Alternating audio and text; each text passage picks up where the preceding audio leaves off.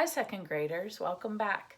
So the last time you were spending time with Mrs. Daniel, and she was sharing a couple of strategies to generate story ideas. One of them being the stories that we read and love to get ideas from the characters such as Fudge. And the other was to actually take events and stories from our own life and fictionalize them by exaggerating events. And from that, you were to generate a list of ideas and then circle one. So today I want to share with you, writers, what you can do once you have selected an idea.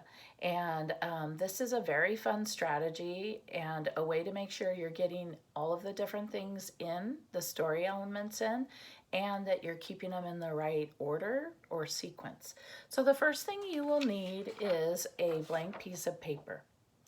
And what you want to do is you are going to fold your paper in half lengthwise, or hot dog fold, like this.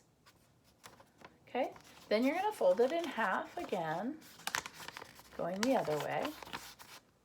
And then the same way you just folded it in half, the lengthwise in half, you're going to fold it one more time, like that. Okay? And the way that you'll know that you have folded it correctly is that when you open it, you should end up with 8 boxes, 4 on top, 4 on the bottom. You can pause this to fold and then restart. Once you have your 8 boxes, the next thing you want to do is take a crayon or a marker, and you want to try to follow the fold lines so that you create a definite separation for each of the boxes. Okay? Once you do that, what we're going to do, I'm going to take you through an event that actually happened in my life, and we're going to fictionalize it a little bit. And as I go along, I'm going to be talking to you about what you put in each box. So as I do that, I want you to be thinking how you can stop the video and you can add your very own story and the things that I'm putting in each of these boxes about my story. You want to think about your own story and go through the process with me. So the very first box is going to have your title of your book. So here's the title of my story, and it is The Cuban Island Disappearance.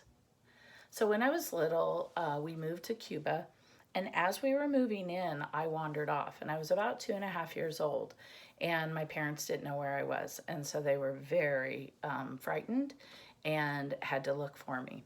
And my mother genuinely thought that I had been carried off by iguanas that she had heard lived on the island. So I tied that in, but of course I stretched it and exaggerated to where the iguana becomes one of my main characters.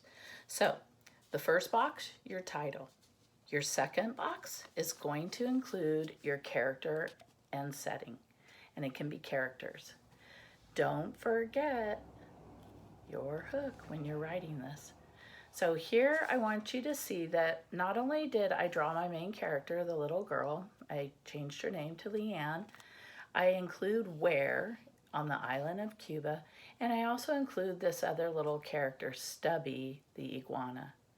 Now I will tell you this, there really was a pretty friendly iguana that used to come up to the restaurant, and he had lost his tail, and so people nicknamed him Stubby. So far, it's seeming to be true, right? Okay. And I also put that my character was 2.5 years old. So I'm not writing it all out, I'm just doing some sketching and I'm labeling to remind me. Okay, first box, title. Second box, character setting. Third box, you're going to want to add your problem. And I jotted down some notes, and I show this door open. I show that my parents now are on the scene, right? And that there's going to be military and police involved. So those are other characters, so I'm jotting that down. And I wrote that while moving in, the door was left open and 2.5-year-old Leanne disappeared. I also want you to think about words that might be powerful to use while explaining this part of your story, okay? So I wrote down words like convinced, sobbed. I wrote down frantic. I wrote down things like terrified. I wrote down searching, and I wrote down the word horrible, okay? So I'm thinking when I get to this part and I'm writing out my storytelling sentences that I'm going to use some of these powerful words, okay? So first box, title. Second box, character setting. Third box, problem of the story, okay? So now your fourth box, and we're still at the top, is going to be your first attempt at solving the problem, okay?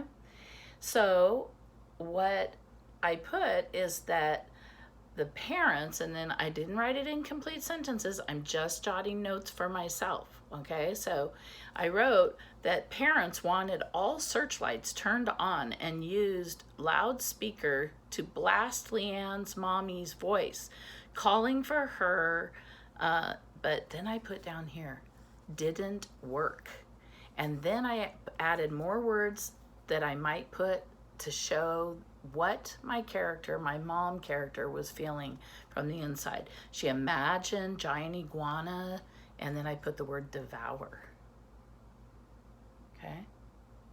So that's the whole first top part of your storyboard. And that's what this is called. You're creating a storyboard. Okay? So you have the title, characters and setting, problem, and our first attempt. Now, we've been talking about building tension. And so one of the things that writers do to really hold their readers' interest is that they don't solve the problem on the very first try. They actually try to set up at least 3, okay? And you also want to think, as they try the first one, things feel like they get a little worse. And then as they try the second one, things can get a little worse. So you know the saying, things always get worse before they get better. So that's what you want to keep in mind to keep your readers hooked in. Okay, so now we're going to the bottom. Now mine has in it, in my story, it has a meanwhile, okay?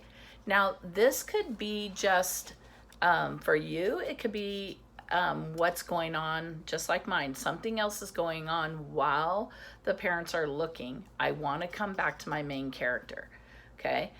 For you, it could just be what happened with the main character and how they had to change their thinking to try a different solution, okay? So here I have, meanwhile, Leanne, and I'm letting them know Leanne was with Stubby, the friendly iguana. So now I've introduced that character, okay? And I put tour, herbivore, not bilingual, similar, spoke Cuban, similar to Spanish. So I'm writing these things down that are going to be key in my story.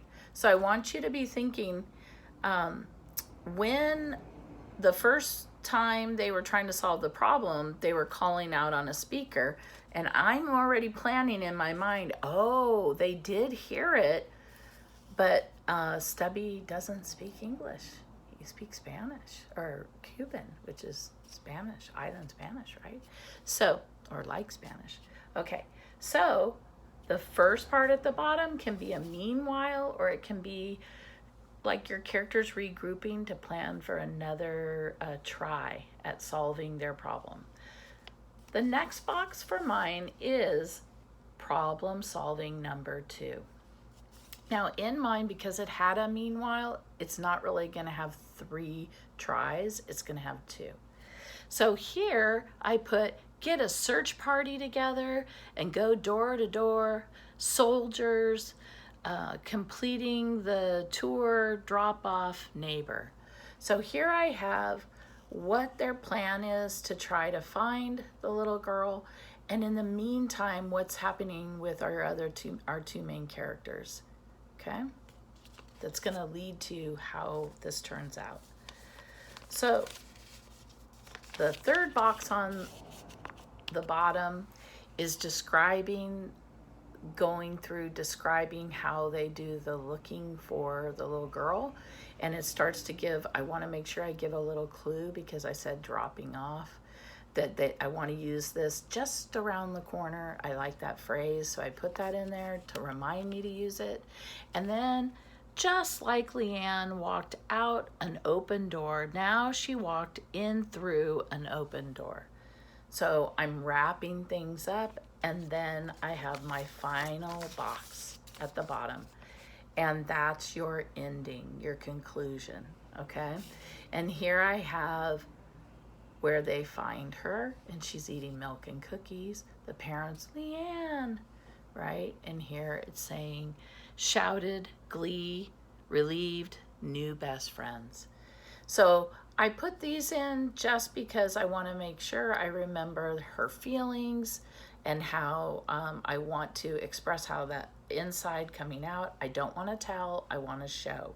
Okay, so your final storyboard should then have a title, characters and setting, a problem, one attempt at solving it. It can have another attempt at solving, or it can have a meanwhile, and you can go to another scene with the main characters. A final try at problem solving, how that continues on to settle in to solve the problem, and then the ending, the conclusion, and maybe a lesson learned. So here I know when I'm writing the story out, actually Miss G is going to write the story. When the story's being written out, there's going to be a lesson learned about keeping their eye on a 2.5-year-old. Okay, so enjoy making your storyboards, and I look forward to seeing them on Flipgrid. Please share them, and then look for Miss G's final story based on the storyboard. Have a great writing time. Bye.